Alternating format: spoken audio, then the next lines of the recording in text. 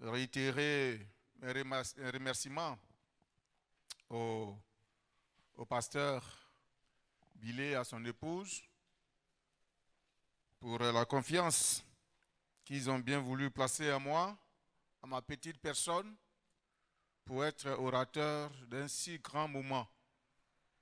Merci, cher pasteur, merci d'avoir pensé à moi. Je ne sais pas pourquoi le sort est tombé sur moi. Ce n'est pas un mauvais sort, hein? C'est une grande bénédiction. Alléluia. Parce que je sais qu'au pays, il y a des grands hommes de Dieu qualifiés, pleins de talent, d'expérience, de puissance, d'onction, qui pouvaient aussi être là pour vous enseigner. Non, il a bien voulu penser à moi. Je pense que Dieu sait ce qu'il fait. Et je voudrais vraiment lui traduire toute ma reconnaissance. Merci au bureau de la jeunesse. Merci, que Dieu vous bénisse richement. Recevez encore les salutations de mon épouse, de mes enfants, ainsi que du pasteur principal de l'église Assemblée de Dieu de Cocody, le docteur Boyon, qui est le président de la Fédération des évangéliques de Côte d'Ivoire. Voilà, le pasteur dont je suis adjoint, il est le président de toutes les églises évangéliques de Côte d'Ivoire. Voilà, Réveil, Pentecôte, Baptiste, USO, voilà, toutes les grandes églises là. Il est le président et nous travaillons à ses côtés. Son épouse vous salue également. Alors, ceci étant, hier, nous avons commencé à porter réflexion sur cet important thème. Quand je pense à ce thème,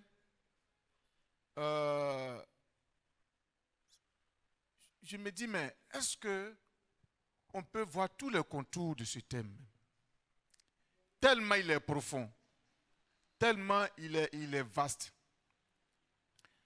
Hier, nous avons commencé à voir quelques pistes. La croissance, une croissance harmonieuse pour un impact durable. Et hier, on a vu un modèle, ou le modèle par excellence, d'une vie de croissance, d'une vie de maturité.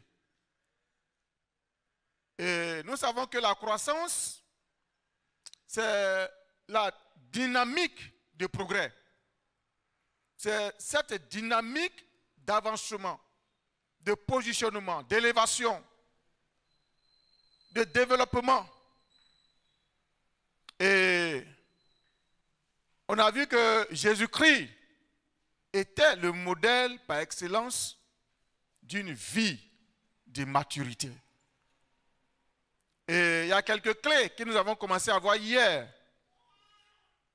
Par l'exemple que Jésus lui-même l'a donné, lorsqu'il se trouvait dans le temple, on a vu que celui qui aspire à la croissance, le jeune qui aspire à la croissance, l'homme de façon générale qui aspire à la croissance, doit voir sa compagnie. Amen. Il doit voir sa compagnie. On a vu aussi que par l'exemple de Christ, celui qui atteint un certain niveau de maturité doit faire preuve de sagesse,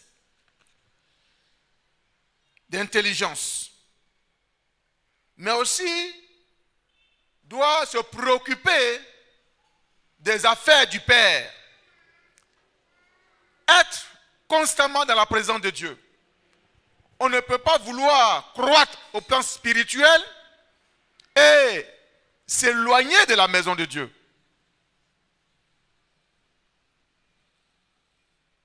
On ne peut pas aspirer à la croissance spirituelle et négliger les choses spirituelles. Donc Christ a donné la preuve que malgré ses 12 ans en tant qu'homme,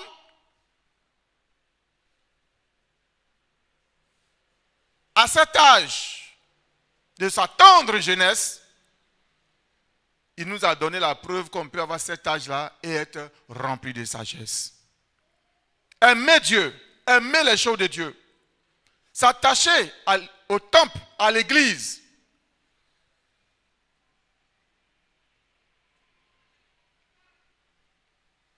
Fuir les passions de ce monde.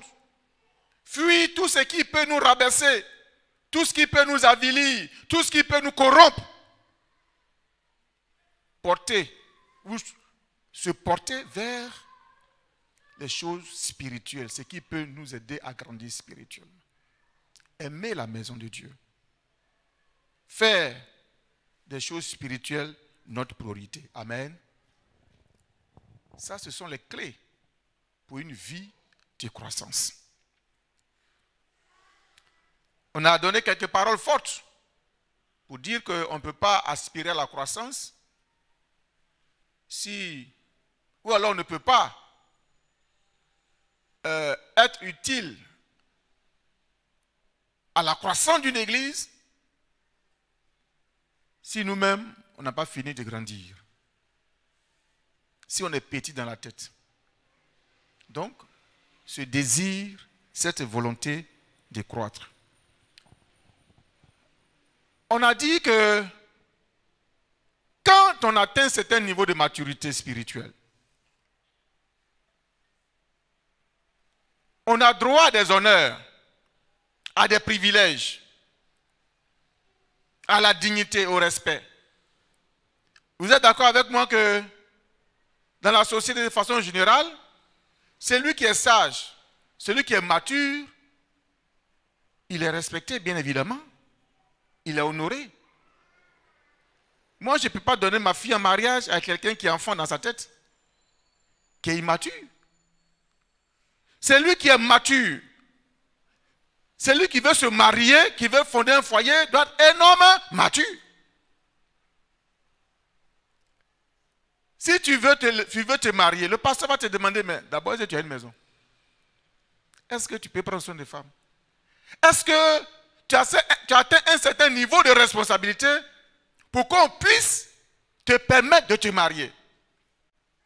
Donc, si tu n'es pas un homme mature, il y a des choses auxquelles tu n'as pas droit.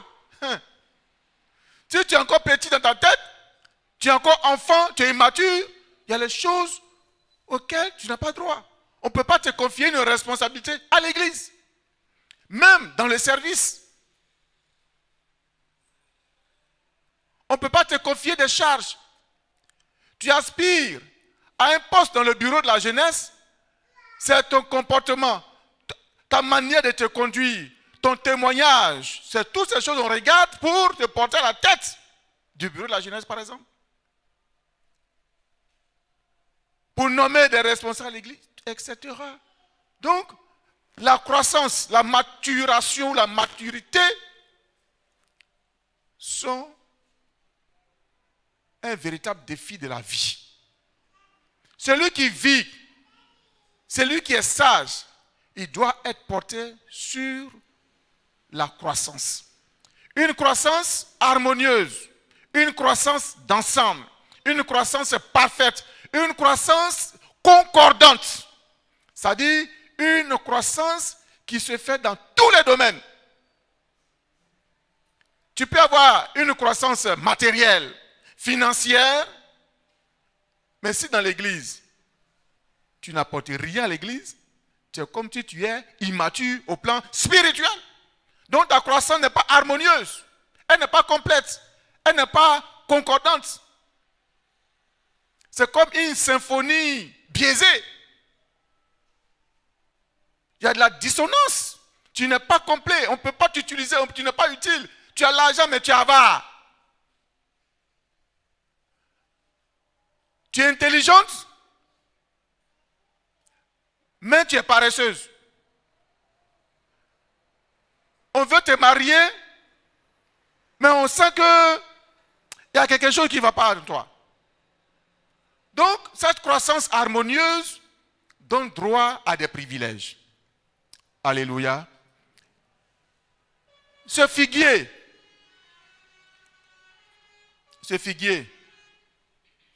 dont Jésus voulait manger les fruits. C'est vrai, l'apparence. Ce figuier avait des feuilles qui brillaient. Ce figuier avait une fière allure, avec des feuilles bien. Mais quand Christ s'est approché et qu'il voulait cueillir les fruits, il s'est trouvé que le figuier là ne portait pas de fruits. Et qu'est-ce que Jésus a fait? Il a maudit le figuier qui a séché.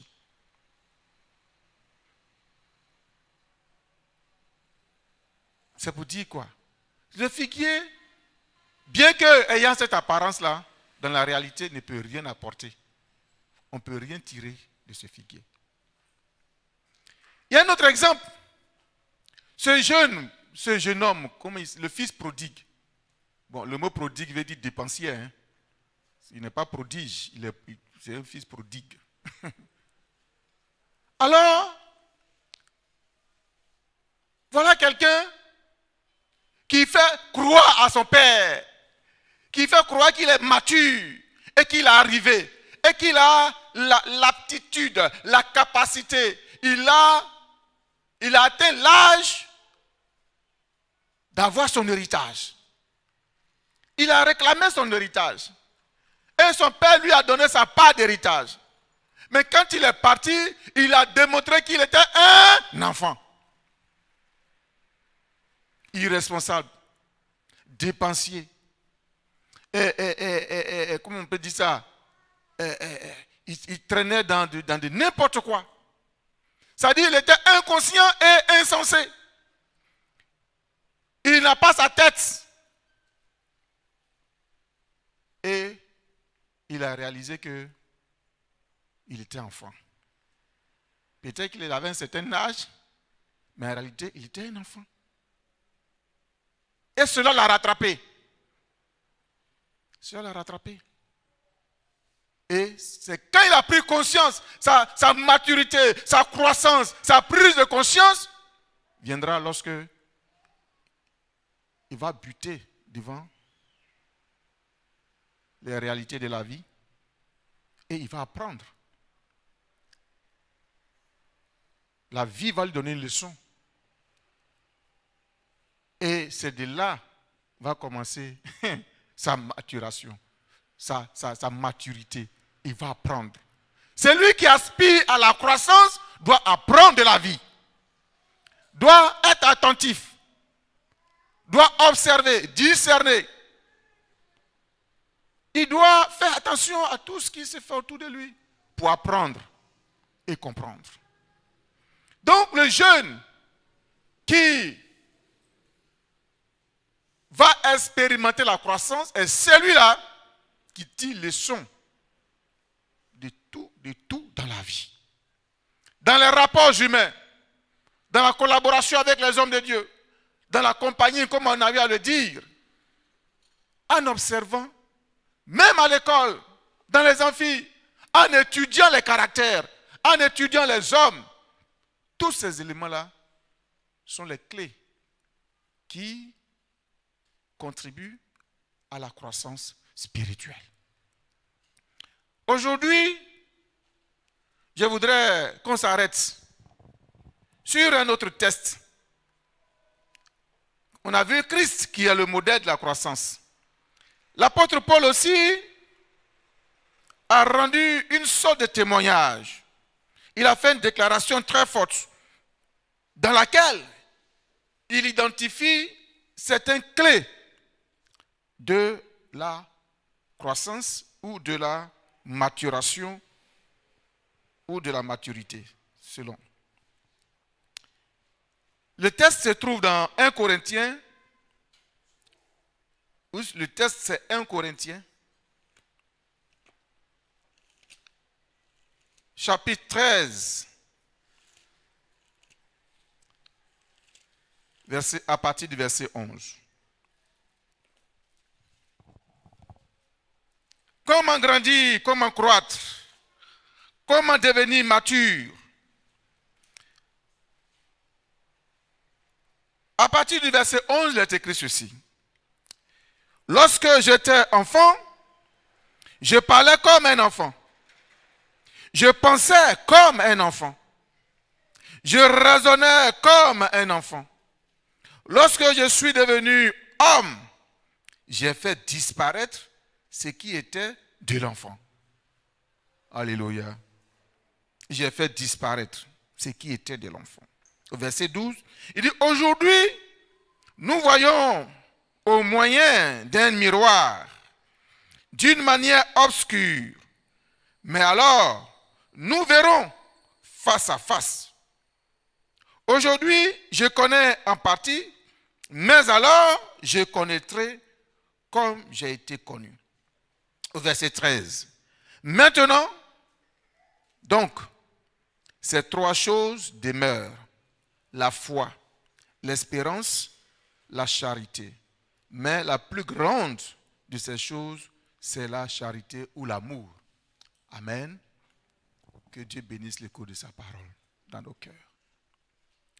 L'apôtre Paul ici identifie clairement les secteurs qui doivent obligatoirement, les secteurs de la vie de l'homme, qui doivent obligatoirement être transformés si on aspire à la croissance, si on désire grandir. C'est des secteurs clés. C'est des secteurs obligatoires. C'est des domaines ou des éléments incontournables. Si on veut devenir grand, si on veut devenir mature, des éléments à ne pas ignorer, à ne pas banaliser, des éléments par lesquels il faut passer ou il faut observer absolument. Ces éléments-là font la différence entre un enfant et un mature. Qu'on le veuille ou pas, ces éléments-là font la différence entre celui qui est enfant et celui qui est grand. De sorte que ces éléments-là caractérisent notre maturité ou sont la preuve de notre maturité. Quels sont ces éléments? Premièrement, l'apôtre Paul a dit, quand j'étais enfant, je parlais comme un enfant. Donc la parole de l'homme, est révélateur ou révélatrice de notre maturité ou de notre immaturité. Quand je dis la parole, c'est ce que nous proférons, ce que nous disons. Ce sont les réponses que nous donnons. Ce sont les remarques que nous faisons. Ce sont les jugements que nous apportons. Bref, ce sont nos interventions. Les interventions que nous faisons. Quand nous réagissons, quand nous donnons notre point de vue, quand nous faisons une remarque, quand nous donnons une réponse à une question, ce qui sort de notre bouche traduit notre maturité. Alléluia. Ça, c'est incontournable. Cela traduit notre sagesse. Cela traduit notre degré de croissance et de maturité. Quand je vais poser tout à l'heure une question, les réponses, les réactions seront multiples. Et à travers les réponses qui vont être données, on verra qui sera profond dans, qui sera pertinent, qui sera poignant, incisif dans la réponse qu'il va donner. Amen. Et la réponse qu'il va donner traduit la maturité, la profondeur de cette personne-là. L'apôtre Paul dit en Éphésiens chapitre 5 verset 4, il dit qu'on n'entende ni paroles déshonnêtes, ni propos insensés, ni plaisanteries, choses qui sont contraires à la bienséance qu'on entende plutôt des actions de grâce. Il y a des gens, quand ils parlent, on n'apprend rien d'eux. On n'apprend rien. Ils parlent. Pendant qu'il est en train de parler, même on peut discuter. Parce qu'il ne dit rien de bon, il ne dit rien de profond. Ça dit, il n'y a rien qui sort en lui, qui sort de lui. Des paroles. Il y a des gens qui sont tellement plaisantins, ils racontent des choses, mais on ne le prend même pas au sérieux. On ne le prend pas au sérieux. Ce qui sort de ta bouche doit être quelque chose de sensé, quelque chose de sûr, de profond, et qui incarne ta personnalité. Alléluia. Vous êtes jeune, mais quand vous êtes dans un milieu, quand vous intervenez, quand vous donnez une réponse, quand vous faites une remarque, quand vous faites une observation, cela doit être la révélation de votre maturité. La preuve qu'en vous, il y a la sagesse de Dieu. Alléluia. Qu'il y a en vous l'Esprit de Dieu. Qu'il y a en vous quelque chose de Dieu. C'est pour cela, l'enfant de Dieu, le jeune chrétien, il ne parle pas pour parler. Parce que quand tu parles, ce que tu dis est sujet à analyse. Pour voir si ce que tu es en train de dire, tu es vraiment sérieux. Tu penses ce que tu dis. Mais si tu penses ce que tu es en train de dire qui est grave, ça veut dire que toi-même là, tu n'es pas digne de confiance. Alléluia. La parole. C'est très important parce que, bon, il m'est arrivé un jour de dire quelque chose. Et ce que j'ai dit, j'ai vu que ça a blessé la personne. Mais cela m'a traumatisé. Cela m'a fait mal. Durant toute la soirée, je dis, mais pourquoi j'ai eu à dire une telle chose? Qu'est-ce qui m'a poussé à dire cela? Parce que ce que j'ai dit a impacté négativement la personne. L'a traumatisé et l'a mené à réfléchir. Mais pourquoi il peut me dire ça? Mais pour qu'est-ce qu'il pense de moi? Mais alors qu'est-ce qu'il pense de moi? Et puis il me dit ces choses. Mais quand une parole sort de ta bouche, soit elle fait du bien ou alors elle détruit. Comment tu parles à tes amis, à tes frères, tes soeurs, tes amis, dans l'église? Comment on t'identifie à travers ta manière de parler aux gens? Et les gens, quand ils parlent mal. Et ils s'en foutent. Mais ils sont pas sages. Ce n'est pas n'importe où on parle. Ce n'est pas n'importe quoi on dit. Et donc la parole est symbolique de notre maturité. Alléluia. Vous êtes jeunes, mais en vous, il y a l'Esprit de Dieu. Et quand vous parlez, vous devez dire quelque chose de sensé, de profond, et qui peut modifier, changer, transformer une vie, apporter un plus dans la vie de quelqu'un. Alléluia. Est-ce que je me fais comprendre? La parole. L'apôtre Paul dit, dans ce texte, quand j'étais enfant, je parlais comme un enfant. Évidemment, un enfant ne sait pas ce qu'il dit. Quand un enfant dit des choses, on dit non, c'est un enfant, ne prêtez pas attention à ce qu'il dit. Souvent, on a des visiteurs à la maison. Et l'enfant peut dire, tonton, tu repars quand? C'est un peu dérangeant. Ça met mal à l'aise les parents. Mamie, tu as reparti quand au village? Bon ça, on est tous assis et puis bon, on va dire, hey, tais-toi.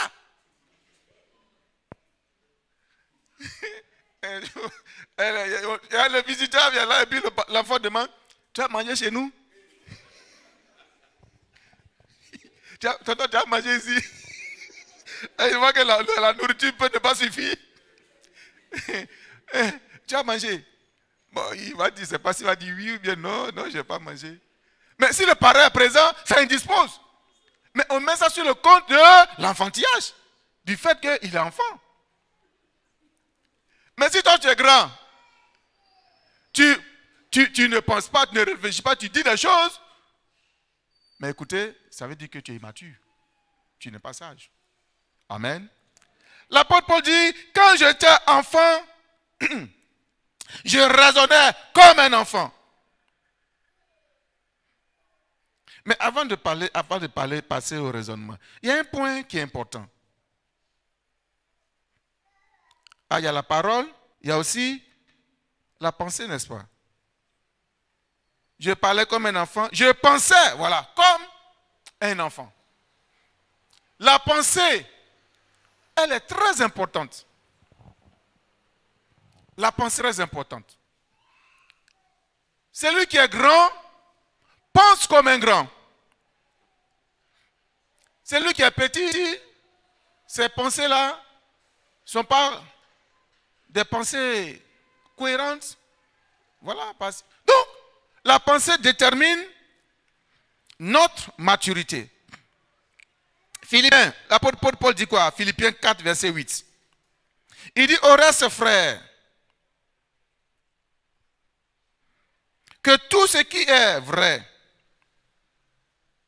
tout ce qui est honorable, tout ce qui est juste, tout ce qui est pur, tout ce qui est aimable, tout ce qui mérite l'approbation, ce qui est vertueux et digne de louange, soit l'objet de vos pensées. Alléluia. Les pensées. Tes pensées doivent être pures.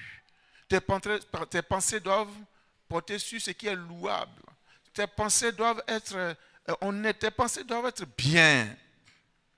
Ici, penser, c'est dans le domaine de l'objet de notre réflexion. L'objet de notre réflexion. L'objet de notre réflexion. Donc, un grand, un homme mature, une femme mature, c'est penser. Et surtout, un chrétien, une chrétienne, ses pensées doivent être des pensées nobles, honorables, ce qui est digne de réflexion. Amen. Ça, on peut développer, mais compte tenu du temps. Alors, il y a aussi la question des pensées dans le domaine des idées. Les idées. Nos idées, nos pensées, nos idées doivent être des idées dignes. Des idées, ce qui part de notre, ce que nous voulons accoucher, ce que nous voulons produire, ce que nous devons poser, hein, ce qui doit sortir de nous en termes d'idées, doit être de quelque chose de très fort, de très important. M'adressant à des étudiants que vous êtes en majorité, vous savez que c'est les idées qui révolutionnent le monde. Amen. C'est les idées qui ont révolutionné les civilisations, des communautés, des organisations. C'est les idées, des pensées fortes qui ont amené des changements, ont impacté des sociétés. Dans les universités, il y a plusieurs courants de pensée. Des pensées philosophiques, des mathématiciens, des physiciens, des théories, des axiomes. Ces choses-là ont révolutionné, ont impacté la vie de l'humanité. On est d'accord avec ça? Mais quand, dans le domaine spirituel, le christianisme aussi a été révolutionné par des grands penseurs, des grands hommes, tels que Martin Luther, qui est le père de la réforme, le père du protestantisme. Alléluia. Voilà quelqu'un qui a observé, qui a réfléchi, qui a essayé d'analyser comment l'Église fonctionnait et qui a pris le temps pour lire les Écritures, pour sonder les Écritures, pour comprendre les Écritures, pour essayer d'aller en profondeur dans la connaissance des Écritures de la Bible, et il est ressorti de toutes ces analyses, ces réflexions, 95 thèses Et ce sont ces 95 thèses dans les années 1500 qui ont reformé l'Église. Et qui ont été à la base du mouvement protestant. Alléluia. Mais vous partez à l'école, vous faites des recherches, vous lisez, vous lisez les pensées des penseurs, vous lisez des théories dans le domaine de la médecine, des choses qui ont été trouvées, mais ce sont les hommes qui les ont trouvées. Ces recherches ont été faites par des jeunes même comme vous. Parce que ils ont réfléchi pour impacter leur environnement, impacter le domaine de vie de l'homme. C'est parce qu'ils ont réfléchi. L'objet de leur pensée, c'est-à-dire qu'ils se sont assis et par la sagesse, par la réflexion, par leur maturité, leur sagesse, ils ont vu la nécessité d'apporter des réformes, de créer, d'inventer pour pouvoir révolutionner la terre. Mais vous pouvez faire ça aussi. Alléluia. Doivent révolutionner. Vos pensées doivent impacter des générations. Dans le domaine de la médecine, il y a celui qu'on appelle, lui pasteur, c'est ça, non? Ah, le père a découvert de quoi? Bactéries, c'est ça? Ou bien c'est quoi? Les médecins, aidez-moi. Vous ne voulez pas m'aider? C'est lui qui... Hein? Il a fait des recherches. Et par ces recherches-là, aujourd'hui, la médecine a connu un certain développement en son temps.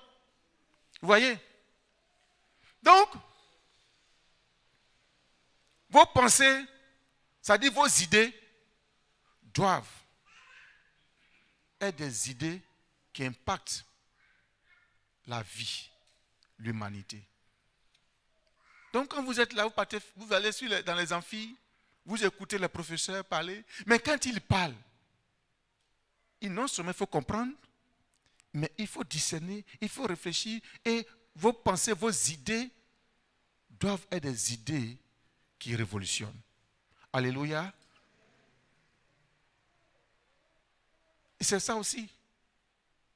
Le chrétien est celui qui a l'Esprit de Dieu en lui et qui est capable de capter, de sonder, de décrypter des messages. Et quand quelqu'un parle, le chrétien, la sagesse qu'il habite, le Saint-Esprit qu'il habite, doit être capable non seulement de comprendre, mais comprendre le non-dit, aller au-delà de ce qui est dit. Pour apporter la révolution, la réforme. Et quand vous êtes en amphi, vous êtes entre étudiants, en tant que chrétien, vos pensées doivent trancher net avec les pensées de ceux qui n'ont pas l'Esprit de Dieu. Alléluia. Et on doit trouver la sagesse auprès de vous. Auprès de vous, on doit trouver les solutions. Auprès de vous, on doit trouver l'orientation. Auprès de vous, on doit trouver les pistes qu'il faut pour solutionner, pour apporter une réponse à un problème. Cela sera le signe de votre maturité. Ce qui fait l'objet de vos pensées. Que vos pensées ne soient pas corrompues.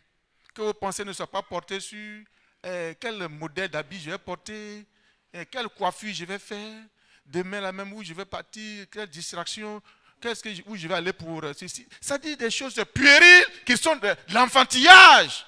Sortez de l'enfantillage. Que vos pensées soient réformées. Alléluia.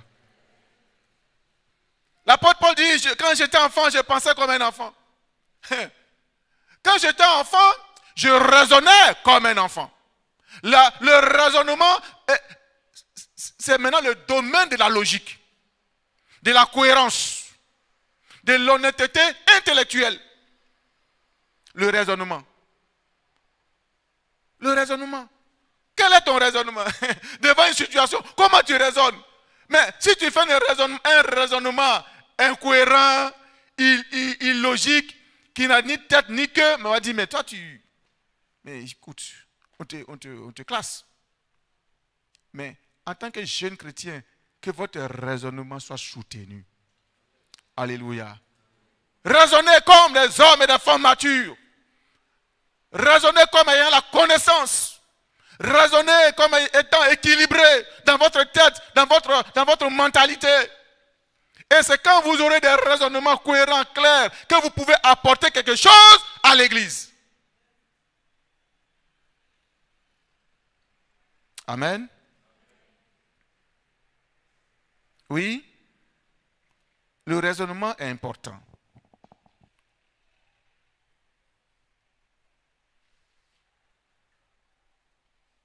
Souvent Jésus,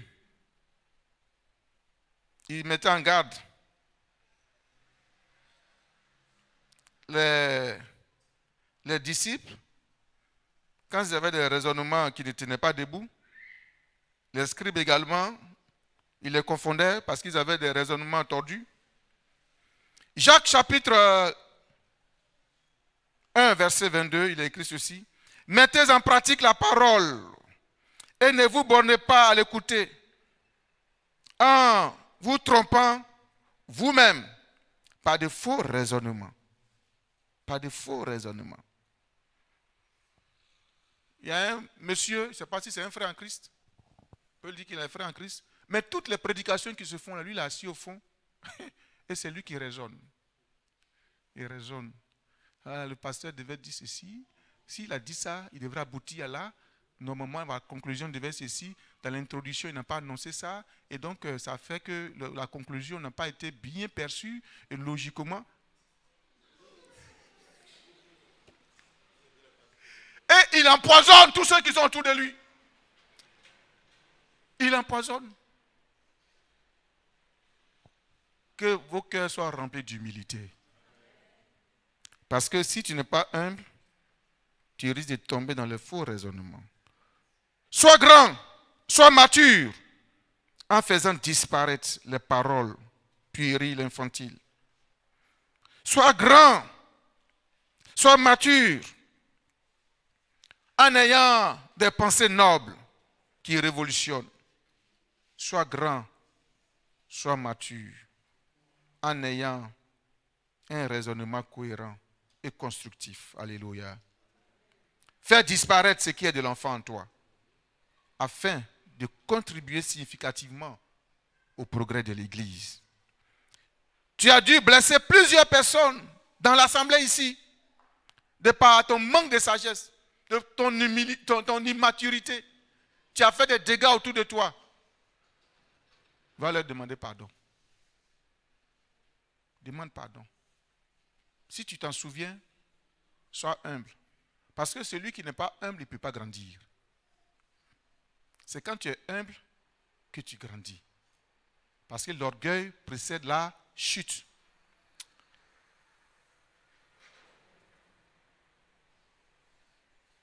Et tu penses, ou tes pensées sont vaines, pleines de vengeance, d'amertume. Ton cœur est rempli d'amertume. Tu as été affecté. Tu as été vilipendé. Tu as été l'objet de railleries, des choses comme ça. Et tes pensées sont souillées. Tu as envie de te venger.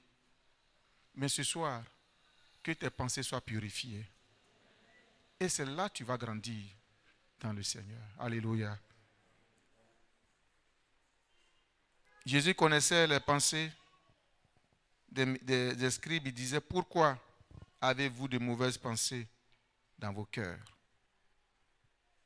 Ce soir, soyons grands, soyons matures, soyons humbles, que notre jugement soit des jugements constructifs. Reconnaissons nos limites et les mérites aussi des autres. Reconnais tes limites, mais reconnais les mérites des autres. Sans cela, tu vas grandir. Si tu restes dans la jalousie, dans les critiques acerbes, ça c'est de l'enfantillage. Mais quand quelqu'un réussit, il est sur une bonne voie, il faut reconnaître ses mérites. Et apprends. Apprends. C'est ça qui grandit. Inscris-toi dans une dynamique de croissance et de progrès. Le processus de la croissance commence donc par le renouvellement de l'homme intérieur. Tout ce que nous avons dit relève de l'intérieur de l'homme. C'est du cœur que sortent les mauvaises choses. La croissance, le processus de la maturation commence par le renouvellement de l'homme intérieur. Selon Romains 12, verset 2, il a dit, « Ne vous conformez pas au siècle présent, mais soyez transformés, c'est-à-dire soyez mûrs, grandissez, croissez par le renouvellement de l'intelligence, afin que vous discerniez quelle est la volonté de Dieu, ce qui est bon, agréable et parfait. » Tu veux grandir, il faut discerner. Le discernement est très important. Discerner la volonté de Dieu. Ne pas être hors de la volonté de Dieu. Être dans la volonté de Dieu. Poser la question, ce que j'ai fait, est-ce que c'est la volonté de Dieu?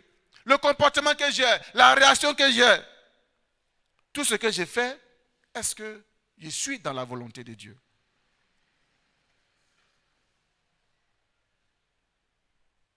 L'immaturité, c'est le fait que la personne pense à elle-même, à elle seule, à elle seule, à elle seule, à elle seule, à elle seule. Je crois qu'il y a Martin Luther King aussi qui disait, il dit, voici en quoi consiste la vie chrétienne. Vouloir en toutes choses ce que Dieu veut. Vouloir sa gloire et ne rien désirer pour soi-même. Ni ici-bas, ni dans le ciel, qu'il a appelé l'au-delà. Si nous cherchons en touche la volonté de Dieu, c'est Dieu lui-même qui va nous grandir. C'est Dieu qui va nous élever. C'est Dieu qui va nous positionner. C'est Dieu qui va nous faire grandir. Et laissons-nous arroser par la parole de Dieu.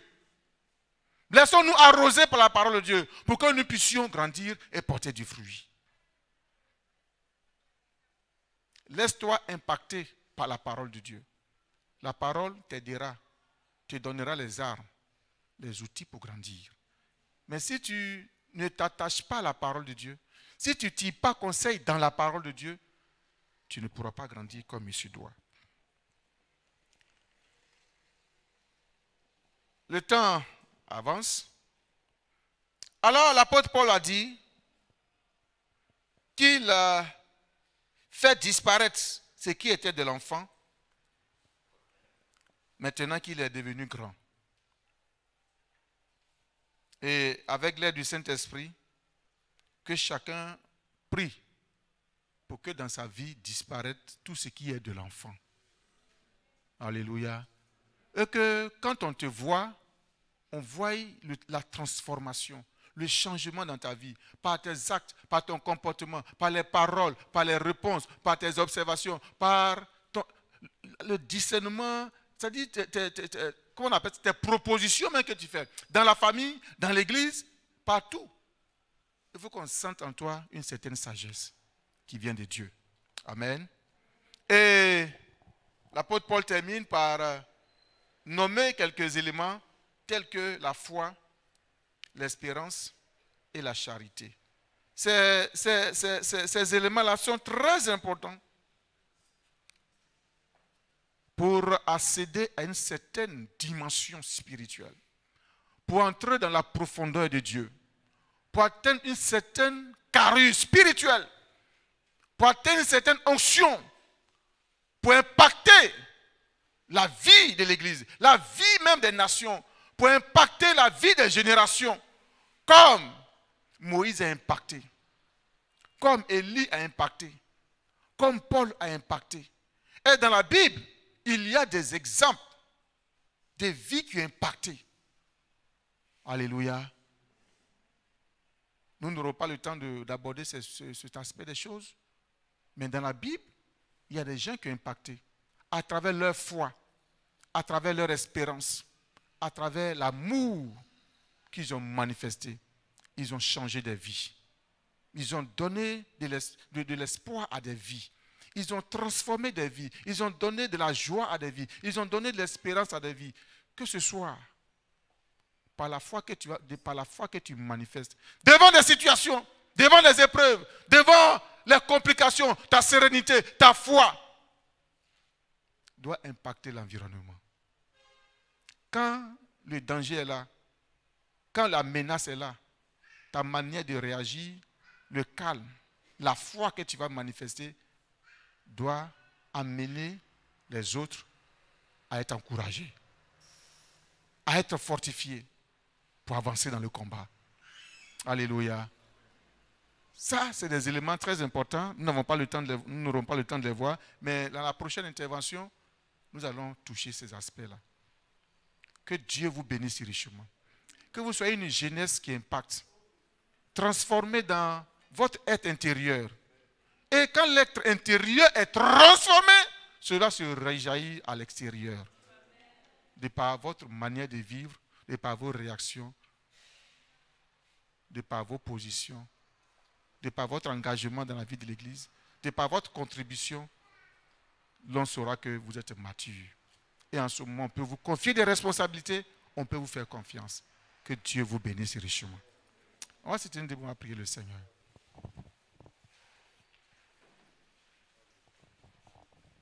Que n'est